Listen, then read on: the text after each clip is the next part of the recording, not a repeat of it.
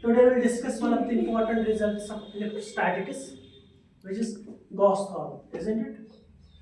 Gauss theorem deals with the study of an electric flux through a closed surface, isn't it? If we consider the statement of Gauss theorem, that is total flux through a closed surface is 1 upon epsilon naught times total charge contained inside the sphere. If we assume Q is the charge inside the sphere, then total flux through the surface is simply E dot ds. As per Gauss theorem, this is equal to Q upon epsilon naught, isn't it? So this theorem, Gauss theorem, that gives the measurement of the flux through a closed surface. If you know how much charge is contained inside the sphere. Now we prove this with theorem. We consider an isolated charge at center of a sphere having a radius r. Now we assume that this charge is surrounded by a sphere. How much electric field is exerted on the surface of the sphere by this isolated charge? It is simply Q upon 4 pi epsilon naught r square r. You know, at every point on the surface of the sphere, the field is radially outwards. Isn't it? Are you getting it? Yes, sir. Okay. Now, in order to measure the flux through a surface, we just consider a small surface element at point P. As far as this surface element is concerned, by convention, the normal to the surface element is also radially outwards. Let us consider ds is the surface element at point P and the radial vector that is along E, and the normal to the surface is n cap, that is also radially outwards.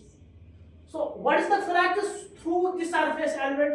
If we denote it by d phi E, it will be simply E dot ds. Just insert the value of E from equation first in it. It will be simply Q upon 4 pi epsilon naught r square r cap and ds dot ds. So d phi E will be simply Q ds 4 pi epsilon naught r square. What is the normal drawn to the surface element ds? That is n cap. So you have to evaluate r dot n cap.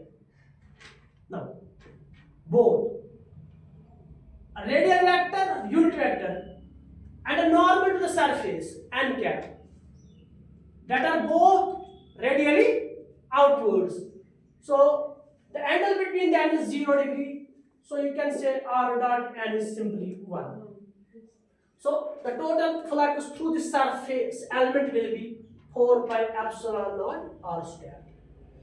Now, what to calculate the total flux through the surface? That will be simply total flux E dot ds surface integral.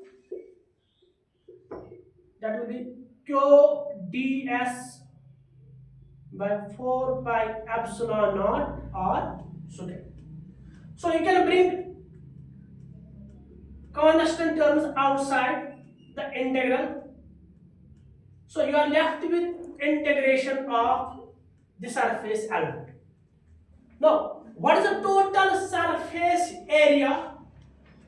If you know the radius of the sphere, if the radius of the sphere is r, then the total surface area is 4 pi r square. So your flux E dot ds, that will be simply Q upon 4 pi epsilon naught r square multiplied by the total surface area of the sphere, that is 4 pi r square. 4 pi r square and 4 pi r square will cancel out. So this is the total electric flux through the surface, that is Q upon epsilon.